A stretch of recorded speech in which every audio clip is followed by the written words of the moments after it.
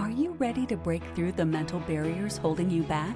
Welcome to the Mind Mastered Secrets of Excellence with Dawn Grant.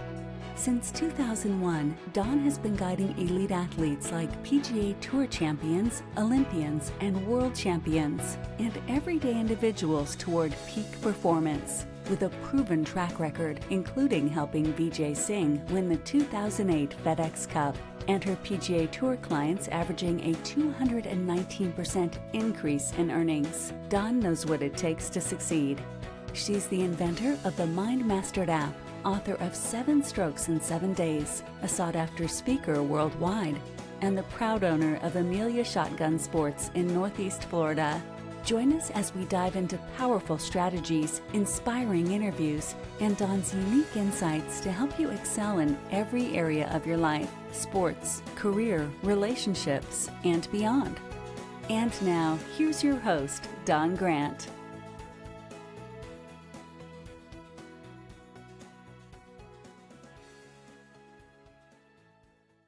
All right, folks, welcome to Mind Mastered Secrets of Excellence. This is Dawn Grant. I'm so excited to have you here and to tell you some more secrets of excellence. But these are going to come from Dr. Ashley Dwyer. And I'm personally looking forward to picking her brain because I've recognized on my own journey the importance of exercise and nutrition and preventative care, and I was going to say treatment, but preventative care, right? It's like taking care of yourself. So Dr. Ashley Dwyer, thank you for being here. Yeah, thank you for having me. I'm super excited. Can't wait to dive in. Yes. Me neither. So just really short, brief, who are you? And what do you bring to the table? I love that. What do you bring to the table? Pardon my little voice, by the way. I'm still a little nasally, getting over whatever cold we had here in Texas, allergies, something like that. So I am a licensed pharmacist. So I graduated in 2014 as a pharmacist. Go Gators. I graduated from the University of Florida. And then I only practiced for probably just close to 7 years before leaving the profession completely. So even though I'm still a licensed pharmacist, I no longer practice. And in 2018, I opened up my own company. I did both for a little while. I really found a passion in, like you were saying, preventative care, preventative medicine, kind of healing things from the inside out, and working through diet, lifestyle, nutrition, all of that. And I couldn't really do that in pharmacy. I couldn't help patients the way I wanted to, especially in a retail setting like Walgreens. I worked at Publix for 3 years as well. And so I started my own company, and it's been 7 years now, and it's kind of just morphed into what we do now, which is more of a functional health coaching route. So more lab work, recommendations, more tailored approaches to kind of trying to prevent certain illnesses or just help women. We work predominantly with women, but helping women just feel their best instead of getting told at the doctor that everything looks normal and it's not, right? We all have that story, I'm sure. So that is what I do now. And I have a team under me, and it's just been so much fun, but also quite a journey. It sure sounds like a journey. I look forward to diving into that with you. You're slightly reminding me. I went to college for psychology, and prior to that, I always knew I wanted to help people. Children and families was the initial thought. I want to help children. I want to help families. I worked at some residential facilities, and got my degree in psychology. Worked in a local mental health facility, and it just wasn't what I thought I'd be doing. It just wasn't fulfilling enough, and it wasn't So in psychology, working with children, those kids were going to psychiatrists, getting medicated. They're in therapy. They had behaviorists, they had caseworkers, they had big brothers, big sisters, assigned. We were doing so much for that child. And I wasn't a huge fan of medicating them to try to make them better. Of course, I think there's a time and place for it, but this was because the parents just couldn't deal with them. And that's what started becoming frustrating for me, was watching parents not get the help. All this was going into the kids. So anyways, that So what I thought I was going to do shifted, and that's what reminded me of you when you just told me that. So I'm curious, let's go back, into your childhood and all, and what were you interested in, and what did you think you were going to do when you grew up, and where were you on the planet? I mean, as a kid, I was a tomboy. I loved playing sports. Like I had a younger brother. I was always like an athlete growing up. And my mom worked in IT. So I thought I would do something with computers like my mom. But I was a really big math and science nerd while also in athletics, which you don't really find. Right? Like Yeah, I agree. the jock who's also in like the math honor society, but that was me. And so I knew I really wanted to do something in healthcare when I got to high school, and I wanted to be in healthcare. But at the time when I was 18, pharmacist was like, it was a booming profession. You were getting signing bonuses. Like it wasn't oversaturated like it is now. And I was like, this is a great career for a woman. I can still have a family. I can make good money. I can still be in health and not be on call, not have to deal with like Right. bodily fluids. Not my thing. Yes. Yeah. Or be in And- college or be like in training until 30. I was like, no, thank you. So I chose pharmacy, went to Florida, did the whole pre-pharmacy track, which was 7 years, and then graduated and was like, nope, this isn't it. This is not it. Dang. Did you have a vibe at Mhm. all while you were in school that it might not be what you wanted, or yeah. Oh shoot. Uh, yeah. And I mean, I did internships and I was like, okay, like maybe I won't do retail because there's a lot of other avenues for pharmacists besides just like a Walgreens, right? And then part of my journey also consists of doing like NPC bodybuilding competitions. Are you familiar with Oh, those? well, I'm familiar with the last part of that phrase, bodybuilding competitions. Yeah. So NPC is just one of the committees that they're not drug tested. It's not a natural. I never did any substances. And this was way, back in 2011 through 2014, 2015, when it was a little different of a sport back then. I got But you. I Mhm. really, yeah, I started competing in those and I became obsessed with how you could manipulate food and water and training to get your body to look a certain way. And that Nice. is when I really fell in love with like dietetics. And I was like, well, I can't quit pharmacy school. I've already paid for a year, I've already invested a year. I will just take what I learn and use it with my patients. And then I never got to do that. That wasn't reality. Okay. All right. So Mhm. what when you say that didn't end up being your reality, why is that? Because of where you're working? Yeah. Okay. So in a retail setting, I did choose retail after all because I was like, I love working with people. Like, again, something you don't really find in the profession is kind of an extroverted pharmacist. They're very like Right? introverted and I quiet. agree. Right. Yeah. I was like, no, I like people. Let me like go out. I want to interact with people. And with the, what I hope people come to realize and give pharmacists a break behind the counter is they're always understaffed. No matter how many people you see back there, always understaffed. A lot of people think that we just go to pharmacy school to like put pills in a bottle. And like, I promise you, that's not why we have to do a doctorate. It's just so we can fill a pill bottle. Like, we're Right. doing a lot more. Yeah. So it was just kind of a thankless profession. People really thought it was McDonald's and it was just like in and out. It could just be like a drive by. And there wasn't a lot of time for counseling. And then, as you know right now, insurance and healthcare in the nation is not super great. So drug reimbursement is really down. And so pharmacy companies, corporations try and include more services to get reimbursement, like vaccines, like, Mhm. MLMs, different type of clinical type of things. And of course, who has to do Right. that? The pharmacy has to do that on top of what we already have to do while also being understaffed.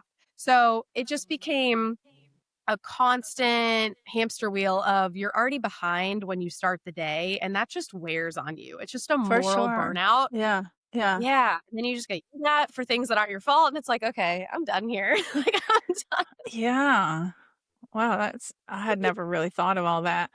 That makes a Yeah. lot of It's a sense. lot. So, but you were doing the bodybuilding Mhm. and realizing that you liked being able to manipulate or understand your body to get it do what you wanted. And so where did that take you after you left pharmaceutical or that job anyways? I guess what was next? What was next after pharmacy? Yeah. Yes. So part of yeah, I competed from 22 to 25 and I was in pharmacy school from 21 to 25. So I stopped competing. Like I did one more show after pharmacy and I was like, we got to give that up. But the problem was, and what I think I help teach a lot of women now is that a lot of women like to starve themselves, overtrain, just take a lot of supplements, do a lot of these things, not realizing the implications that they have on your hormones. And so I was eating very little, probably like 1,300, 1,400 calories, training 5 or 6 days a week, doing fasted cardio, working a stressful profession. And even though I was in my 20s, where your body should be more resilient, it completely shut down by the age of 27. Like I had perimenopausal hormone levels, my thyroid was in the gutter. Mm, I would drink a venti coffee and be able to fall asleep immediately. Like something was wrong, right? I got So you. I went in and did a bunch of lab work and got a bunch of tests back and realized like this was not okay. I had a thyroid condition. I had hormone issues. So my doctor, and all I knew back then was Western medicine, was to put me on a thyroid medication like levothyroxine. And this was going to be my new life. This is what was happening. And then I kind of fought with endocrinologists and doctors because I wasn't feeling better. We tried all different combinations of medications with T3 and then switching to like a desiccated different medication, some progesterone therapy in there too, just all of these supplements, all of these things. And it wasn't until I finally shifted my lifestyle and ate more food and backed off of training that my body started to respond better. And so then I was Mm, like, oh, I love this. Like cool bodybuilding and manipulation is cool, but like healing with food and lifestyle changes is so much cooler and more rewarding, and working on my gut health and fixing all of that. And so that was during pharmacy school. And then when I was 30, I opened my company. So that was around 27, 30, I started my company. So that nice. 3 year transition in there was like the big moment of, I don't want to do pharmacy anymore. How do I do this? Yeah. And then blindly figured it out, very much stumbled. You said Very much. that at the beginning of before we were recording that you were in South Florida. Is that where you Mhm. grew up as well, or? Yep. Yeah. Yep. So, and now you're in Texas. So, what brought you to Texas? Yeah. I was working for myself. Now I quit pharmacy. So I kind of had the option to work wherever I wanted and move wherever I wanted. And I had some friends here. This is a big like wellness community in Austin. There's a lot of other Yeah. coaches here. There's a lot of other remote workers here. And it's funny the way it happened. One of my girlfriends was newly single and she's like, I'm moving to Austin. You're also newly single. You should come move with me too. And I was like, no, like, I'm not gonna leave my family and friends and just move to Austin. And then I came to visit her like in May of 2023 and July 4th weekend of 2023. And I was like, okay, I'm gonna do it for a year. And then now I'm just stuck. You started your business there, right? Yeah. Well, I just continued my business Oh, here. you Yeah, did? it was Okay, a very gotcha. Mhm. Okay, We got you. work remote. Yeah, I work with women all over the US and the world. I have clients in different countries, so Nice. My daughter's in well, her mhm. late 20s and she was like, "Where should I live?" Like she was fearless, like thinking she could just live wherever. And so Austin, Texas was one of the ones that made her shortlist because she Mhm. wanted health, nutrition, activities, dog parks, um, you know, kids, people her age. Yeah. She'll It's she'll love it. Mhm. she did try it out for a little while. She's in St. Pete now. She's liking that. And yeah. Yeah. Yeah. She missed Really nice beaches yeah, there. the beaches thing. But, Mhm. so you started healing yourself with the hormone issues and such with food. Now, was that by accident, or were you specifically looking up foods, like what foods are gonna help my thyroids, or what food's gonna help my estrogen, or what food's gonna did you do it very deliberately, or you stumbled on this? So, it wasn't even, like, specific foods, it was just the amount of food. So, I had Yeah. come into like doing my own research, working with functional doctors, which I still preferred back then versus like an endocrinologist. But the difference was I would go to them and they would just hand me like a bunch of unregulated supplements. And I was like, okay, we're still not changing my diet and lifestyle. And then I found a functional coach. And that is Mm. when I started diving. lifestyle changes and them wanting me to eat more, increase my carbs. And as like a woman, I didn't want to gain weight. Back then I was still like touch and go with carbs. And I mean, a lot of women fear carbs, right? Not realizing how they are for thyroid function or all of our body processes. So it was through this coach that I had met and through diving in deeper into like my own research and then experimenting with myself. And then to be truthful, like I had to hire a coach to get me to eat more because I was so afraid of doing it for the first time. Yeah. And so I'm a big proponent of like hiring a coach to do that yourself. Like that is what I want you to hire us for, is to help you eat more and, change. I needed help too back then. There's I started putting on weight like a lot of women, which I hate to say because I'm a hypnotist, and to me that's like a suggestion implanted in my programming when I right around 40. And I look back at it all now, and I think it's because I had screwed up my metabolism from years of skipping meals and running around and picking up kids from school and just not really taking care of myself food wise. And this is just my opinion on, looking back. It was that I screwed up my metabolism, because a lot of people say, oh, your metabolism changes as you get older. I'm like, no, I think I really actually screwed it up. And so I became my own little science project, because I was putting on the weight and it wasn't coming off as easy as it always had prior to 40. And so I tried vegetarian, I tried juicing, I tried I tried everything. I was a science project.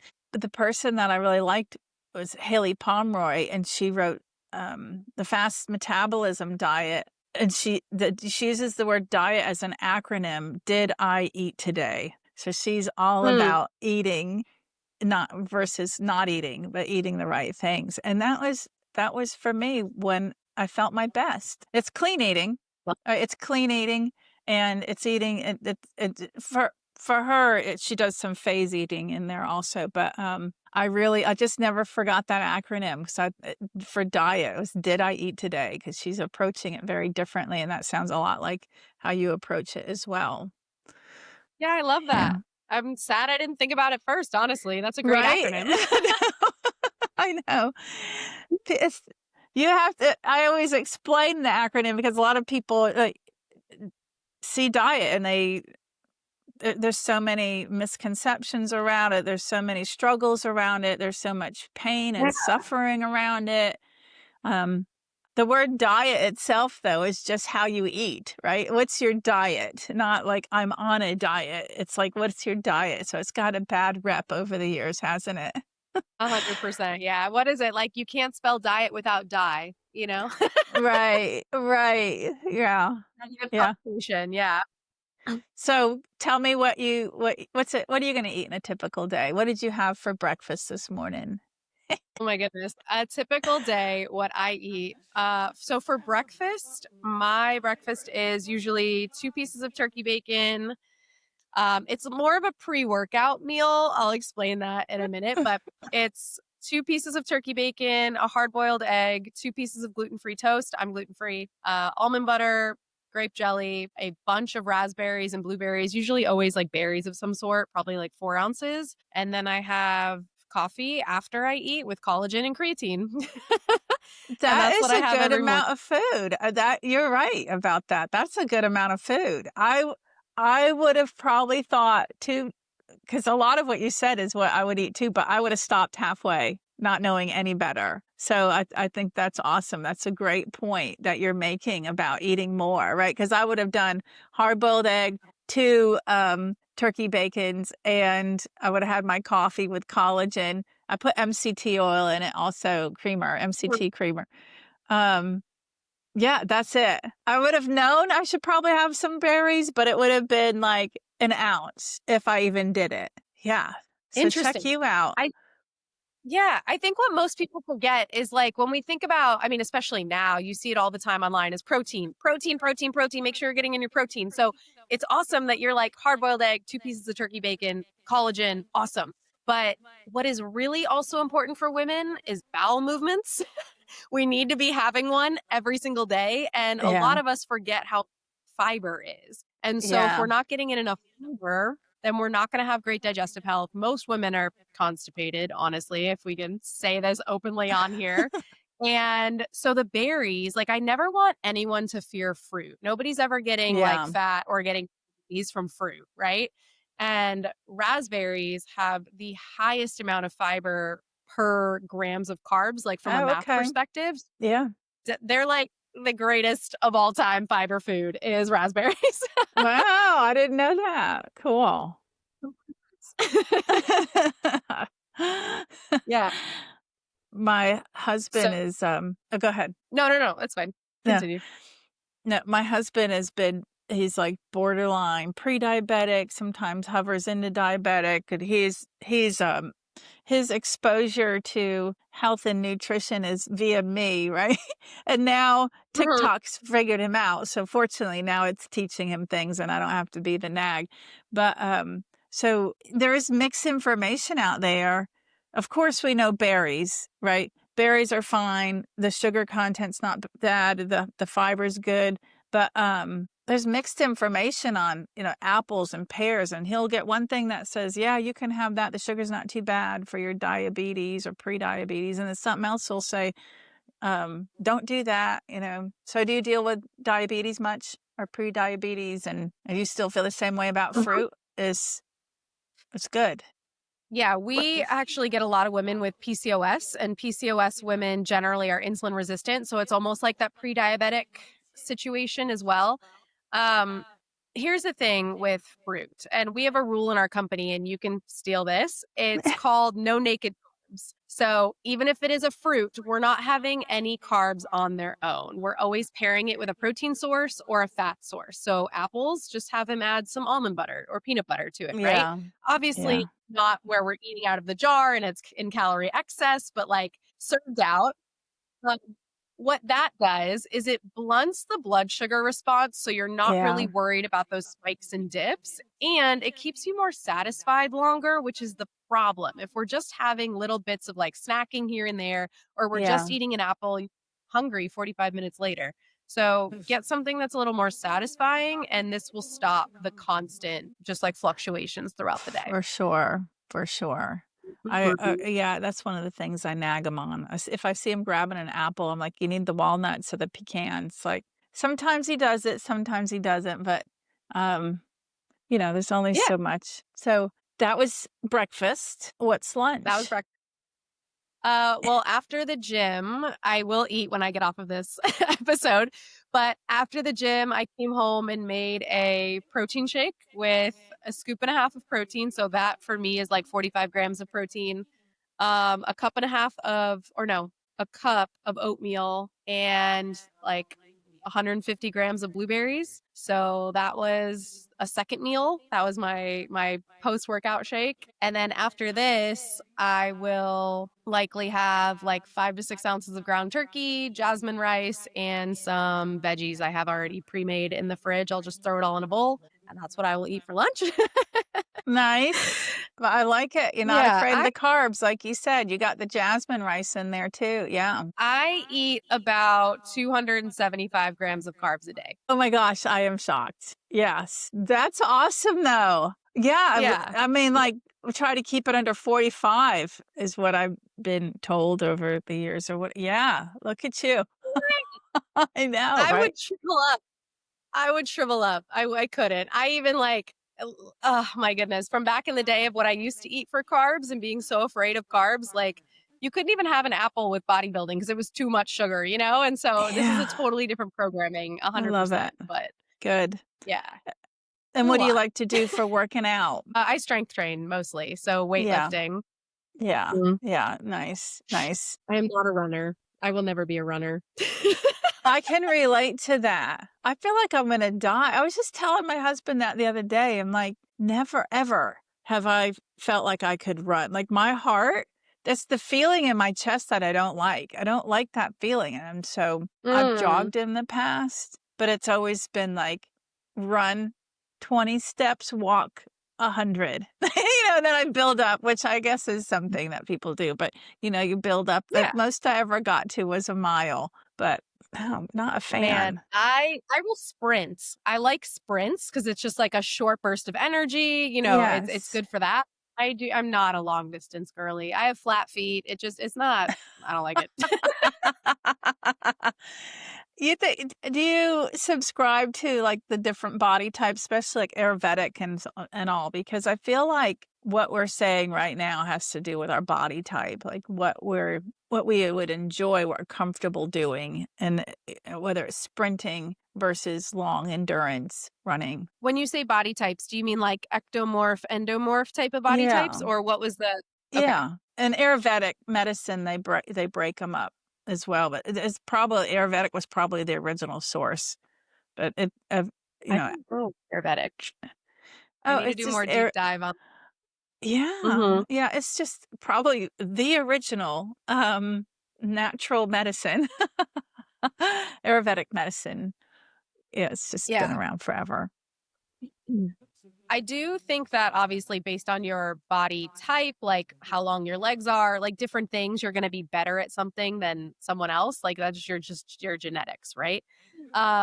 I have, if you see me on Instagram or you see a picture of me, I have no torso. Like I am 5'5", but I am very short torso. I'm all long legs. So Okay. and anything that requires like even deadlifting and squatting is harder for my body because of long femurs Yeah. and long like span, but I think people should do the activity they like, but I do want to urge all women to do some type of strength training. Like Yeah. it doesn't matter what your body type is for that. Like that is going to be the key to longevity for women and like the ultimate hormone hack, I think. So, Oh, let's dive into that a little bit. Ultimate sure. hormone hack. Tell me about that. Mhm. So as we age, I know you were talking about metabolism before, right? Like maybe you messed it up a little bit, right? Like I think we all did that with chronic diets and just kind of like skipping meals, like you were saying, eating too little, metabolic adaptation. So for a faster metabolism and for a more high functioning metabolism, if you're someone who likes to eat food and you want to eat carbs, the best thing you could do is probably lift weights and put on more muscle mass because it is for every pound of muscle mass you have, it burns 3 times more calories than fat. It's not a lot in the grand scheme of things, but depending on how much weight you have in muscle mass, it can really add up to be somewhat sufficient throughout the day. You're burning more calories at rest, which is what we really want when we want our faster metabolism is more calories burned Yes. at rest. And then Mhm. as we age, we go through perimenopause and menopause. Like none of us are coming out of life unscathed. If we're lucky enough to make it there, we're going through perimenopause and menopause. Right. And so two of the hormones that really affect women during this time are going to be cortisol and are going to be insulin. So, if we want to have a better insulin response, then we need to have more muscle mass as well. Muscle mass really, really, really loves glucose. So, when we have more muscle tissue to stick blood glucose into, we have a better insulin response, better insulin sensitivity, and then we can eat more carbs. We're not doing as much fat storage. All of our PCOS ladies, pre-diabetic, diabetic, we have them get into strength training almost immediately, as well as walking, cardio. That stuff is great. But muscle tissue is the ultimate hack for insulin resistance and glucose. And then cortisol, if you're strength training Mm. consistently, you are doing things that are hard, right? You're pushing against resistance. You are building up a mental resilience. You are building up a stress resilience. Your body's literally tearing down muscle fibers and building it back up. So it helps your body build up a better resistant to stress, helps you become more mentally strong. And then we are not so sensitive to things that might stress us out and get cortisol spikes, right? Like we don't want consistent fight or flight. So by strength training, we can develop a little bit more resilience and a little bit more mental strength, physical strength. And so it really helps those two areas. And for women, we tend to lose muscle mass after the age of 30. So if we're not actively working on it, it might not be the point that we slowed our metabolism down when we get to 40 or 50. It may not even be like perimenopause or hormones. It could just be that we're under muscled. Like we really don't have enough muscle tissue to support glucose, our activity when we're eating. Mm. Elderly patients don't I mean, they go to nursing homes, obviously, for dementia and things like that sometimes, but also it's because they need assistance just getting off of the toilet. They don't have the strength to get Yeah. themselves out of bed, toilet. So if you consistently work on strength, you will have independence. You will be able to, maintain your life into your old age. It is literally the ultimate hormone hack and life hack. Yeah, no, those are excellent points. Excellent points. I like that. Thanks. Yeah. Yeah, being that a mental trainer who helps people with their mindset, I teach a lot on fight or flight and the Mhm. stress response and how to avoid that by changing the quality of our thoughts and our perceptions and how we think about things. But definitely was literally just having a phone call with a client the other day about the importance of exercise for um, he had asked me a question. He had read somewhere that that stress was the you're having a certain thought, but then you're not actually taking action on that thought, meaning the fight or the flight, right? And I had never thought of it that way. So his question was like, do you believe in that, Dawn? Like, because I teach about the thought and the cause and effect relationship is, I'm having this thought that's then creating the effect in my body that is the fight or fight fear response. And so I was like, I think there is actually something to that. And no wonder exercise is so helpful for decreasing stress. It helps that flow through. And I hadn't really Mhm. thought of it that way before because you have these cruddy thoughts and you're going to fight or flee. But if you're not doing either one of those, you're stagnant and it's festering in your body. And so, yeah, go fight it out in the gym, right? Go move it out. Exactly. Go move it out. Yeah. Yeah. Listen Yeah. to some music, zone in. Mhm. Yeah. When you were young, did you exercise a lot? Well, you said you were athletic, so you were into sports. You Yeah. started lifting weights when you wanted to start competing, basically, then, or did you lift weights for sport training? Yeah.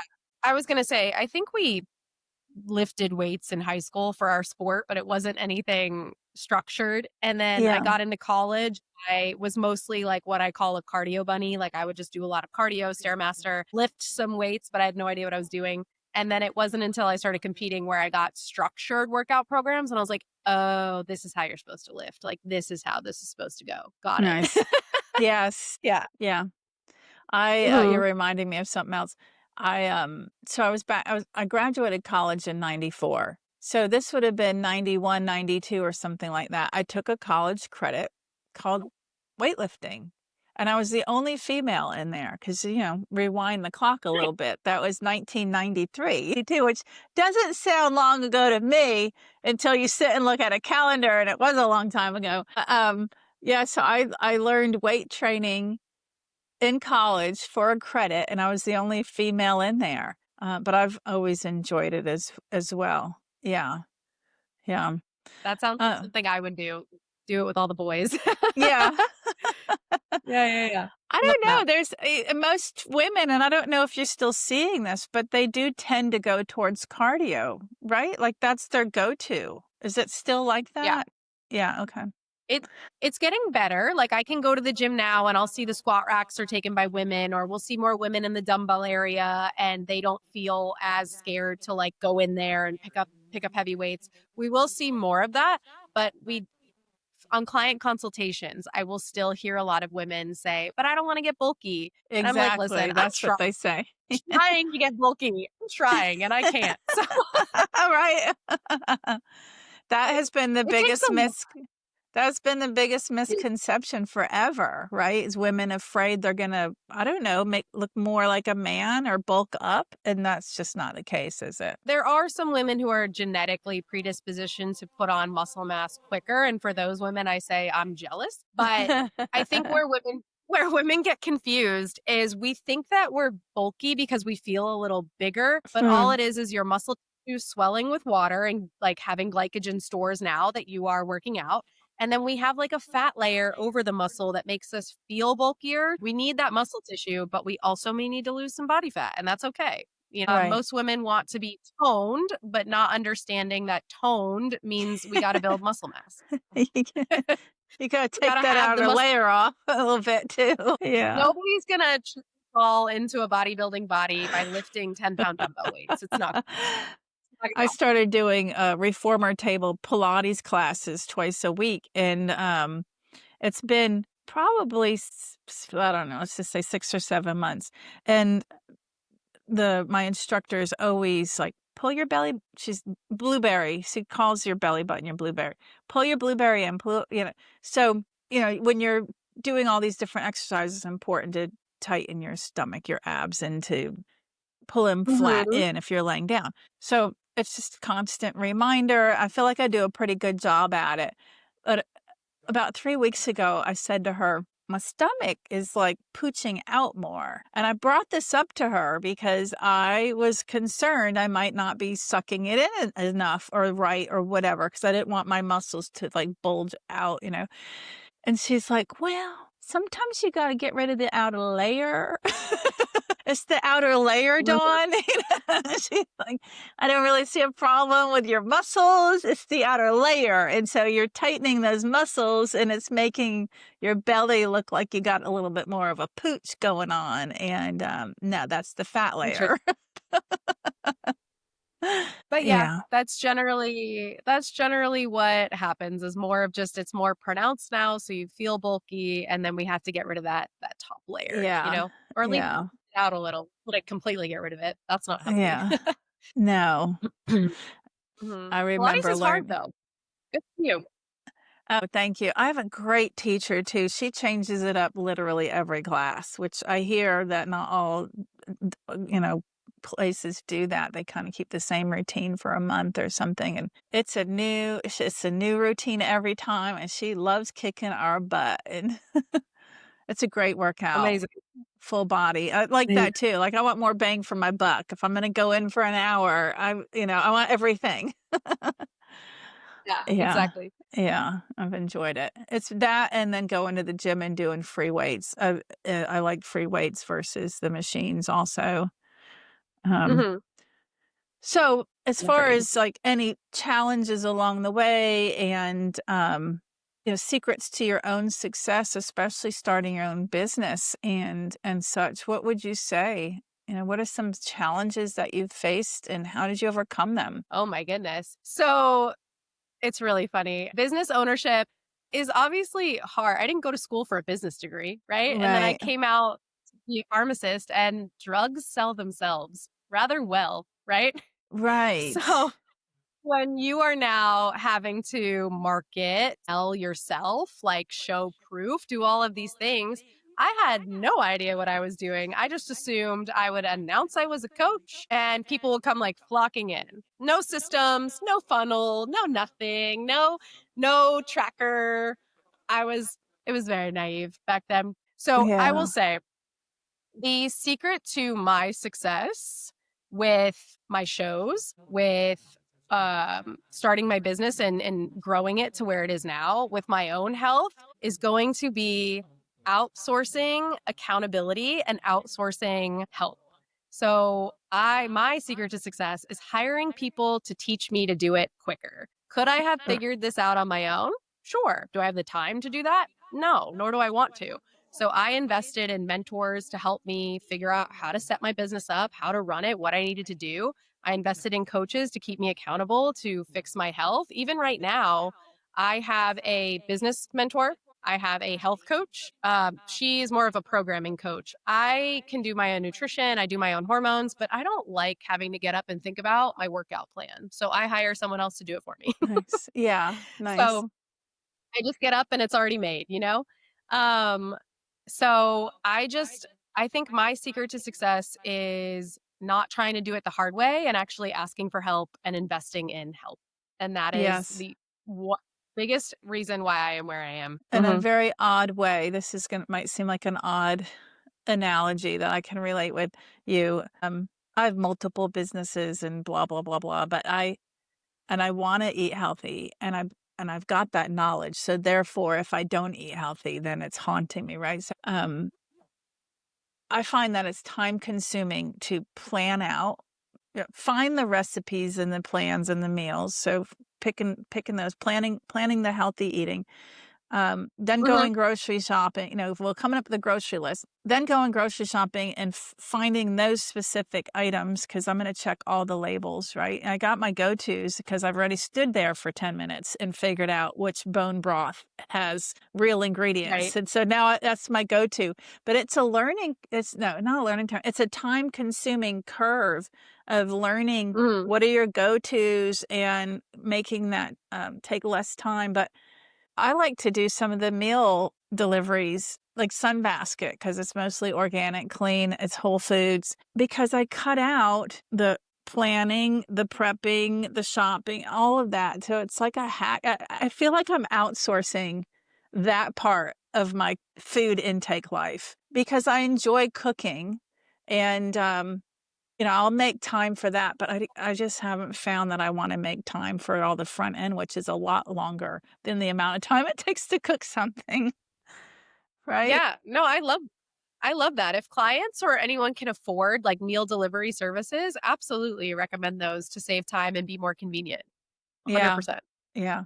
And Mm. there's certain ones, that are higher standards on what they provide and blah, blah, blah, but, yeah, and then Yeah. the other thing that came to my mind when you said that is just the Napoleon Hill talks about having, like, mastermind groups where you sit down and chat, but you recognize that everybody has different expertises and you don't have to try to wear all the hats, right? Like, Yeah. know who you are and what you offer this planet and outsource the other things because the accountant is the expert at accounting and you don't have to try to be an accountant yourself, right? You need to have an understanding, but how are you going to be the best you with what you wanna do and what you're passionate about if you're too busy trying to do these other things.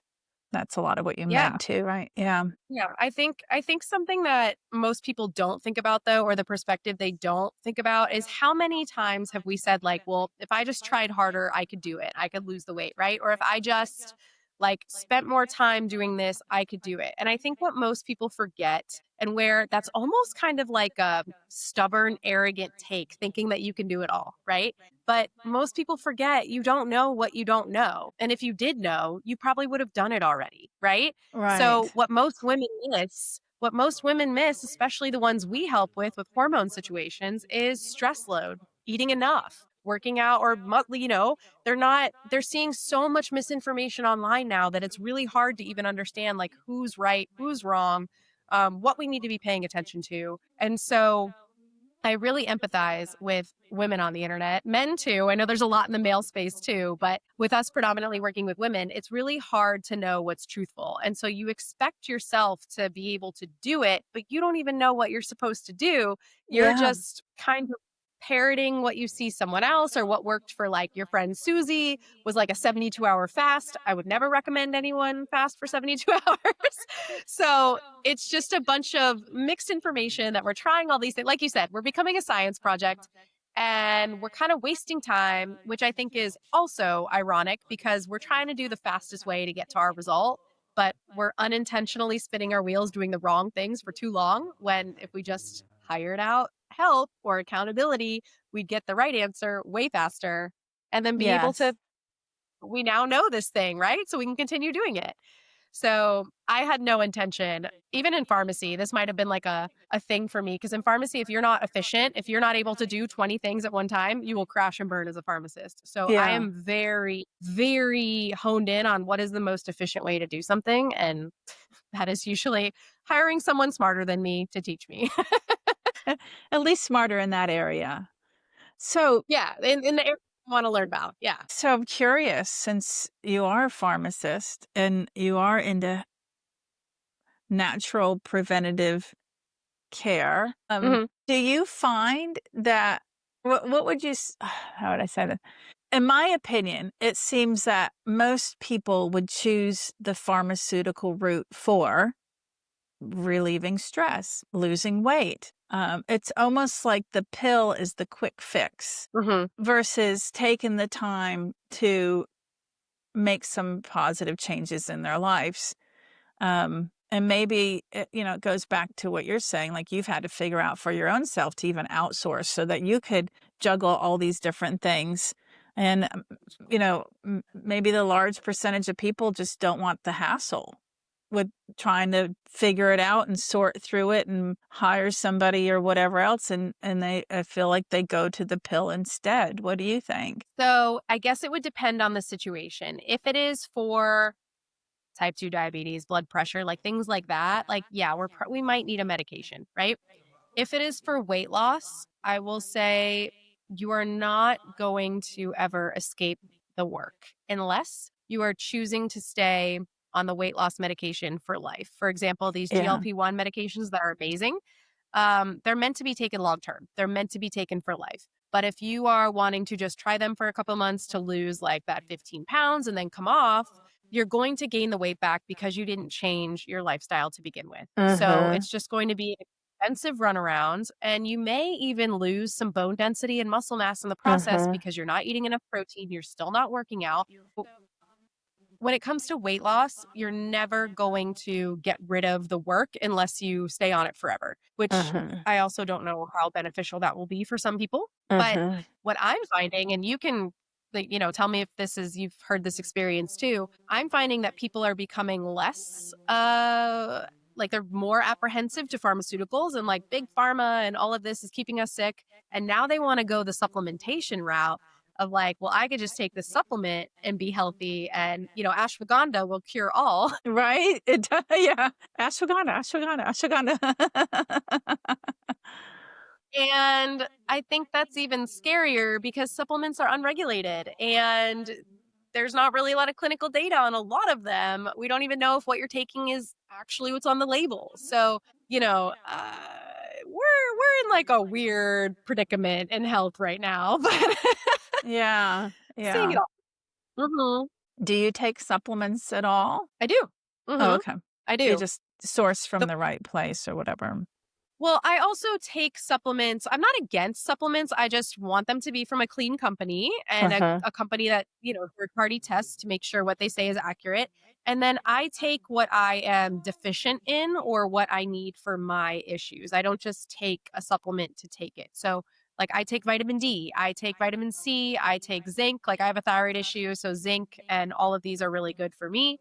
I take magnesium glycinate, also super great for relaxation and sleep and thyroid health. I take creatine, which has been heavily studied and really great for cognitive benefits and all of that. I take protein powder. I get like a better company that third party tests.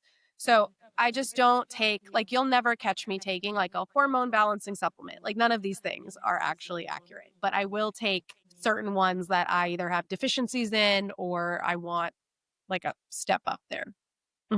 That makes total sense. We had a holistic physician for a while, and he did very thorough blood work and would a lot of times recommend supplements. And so, 6 months blood work. Oh, you should do the red yeast, do this, do ashwagandha, whatever. Right. Like, and so, berberine, like all these different things. And so 6 months later, do blood work again. And, oh, you should do this one, you should do this one, cinnamon, just, and so I ended up with this long list because he never told us what not to take. And so then I would try to follow up with him. I'm like, listen, we're taking a ton of supplements at this point. Like, and he was just one of those doctors that was just like busy. Basically, he didn't really take the time to follow up. And so we have a different doctor now. It's actually a monthly subscription, literally. Like, that's how we pay her. And she's available all the time. I think it's cool. I mean, I don't mean I can call her right now, but virtual, in office, no charge because we're paying the monthly amount. But that's been like a godsend. And I imagine it's like having a coach because she's actively involved. Like, she might make a Yeah. recommendation with it, whether it's 2 days later or a week later or whatever. We're going to be on the phone with her again, and there's going to be follow up. And I hadn't, just, this was probably naive of me, I hadn't thought of having a coach for that, for that aspect. It was the doctor that I thought needed to be helping us better. And But I see now that a coach would have been another way to do that. Yeah, I mean, what you have right now, I think, is like concierge medicine, which I think is Yeah. awesome. The memberships where they're not taking insurance, but they're more available when you pay the monthly fee. I think that's going to be like more and more in the future. Yeah. But where the coach comes in, and it's not all coaches, because some are just like diet and fat loss, right? But the more functional coaches who know healthcare, um, we're not just doing supplements. Like, we're speaking to you daily and weekly about your diet. Like, we are changing your diet. We are changing your lifestyle and your stress and all of that. And I think that's where doctors aren't able to dive into all of that yet. And that's where the coaches can, is like the lifestyle and behavior change. Doctors can do supplements and meds, and, you know, they're what you have keeps you more accountable for sure. You can see her more than like every 6 months, right? So I think that's fantastic. But the behavior and mindset change is where most people need the assistance, right? Like, to change your habits. It's not easy. Not easy. You are talking to a Mhm. hypnotist. And I've definitely seen all sorts of people trying to change habits. It's I love it. That's why I love hypnosis, because you can get into that subconscious and help them make changes much more quickly. It's I awesome. love that. Yes. Fascinating. Yeah. It's Mhm. madly in love with it, because I've seen the results. The people struggling to try to change a habit, as you know, it could be something like not drinking enough water, and being able to implement that new habit, do hypnosis, and it's just there. It's just there. It's like it's always been there, instead of trying to go a month with, I got to do it. I got to do it. I got to do it. And then I forget to do it. And then I get hard on Yeah. myself or whatever. Yeah. That's how hypnosis is for either ending habits or starting habits. It's amazing. Love it. I I love use it that. myself That's incredible. all the time. What would you say is like a piece of advice or wisdom that you would pass over? Like, one, this is the thing. Of all my experience, like, this is the thing I would say to pass on. Oh, man. It probably will go back to like being my secret to success. I would say if you just spent like 3 to 6 months working with someone on your habits and your behaviors and your health, the proper person, not someone who's going to drop you into like like a crazy calorie deficit, but just someone to help you understand how to eat. Cause we're never taught this stuff in schools, how to work out with your hormones. You will be so set for life. You will never do another fad diet. You will never do like, just take the 3 to 6 months to understand your body. And that is my thing for everyone. Like, I think if everyone just did that, you'd be set. I love that. I love that. And you do Mhm. work mostly with women, but you do work with some men, or do you like to stay We with just one? we predominantly work with women, but we do have some men on the team. Either, they followed me for a while, they're spouses of the women that come in. So yeah, we can work with men. We're just not like, I'm never going to say we are like male hormone experts. We're more on the female side with the hormones. Gotcha. Gotcha. That makes Mhm. total sense. All right. Well, that's good to Mhm. know. That's good to know. Well, I want to tell the listeners, I do have online course for stress-free mindful living. I also have lots of hypnosis audios that are instant downloads for habit changing. And there's free goodies at dawngrant.com/free. And Miss Dr. Oh, Ashley, what's your contact information? How can people best get your help? yeah, you can see what we're all about if you go to our website at teambdncoaching.com. So B as in boy, D as in dog, N as in Nancy, teambdncoaching.com. And then I am extremely active on Instagram. If you message me, it will be me who answers you. My handle is at dr.dwyer, so dr.dwyer. I'd love to chat with you guys. Let me know you came from the show.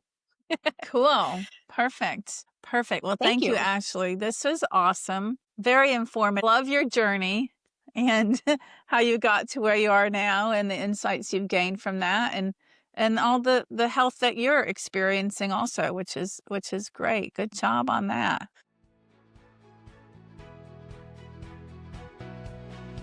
Thank you for tuning in to the Mind Mastered Secrets of Excellence with Dawn Grant. Whether you're an elite athlete or pursuing success in your career or personal life, Dawn Grant's expertise and insights are here to guide you.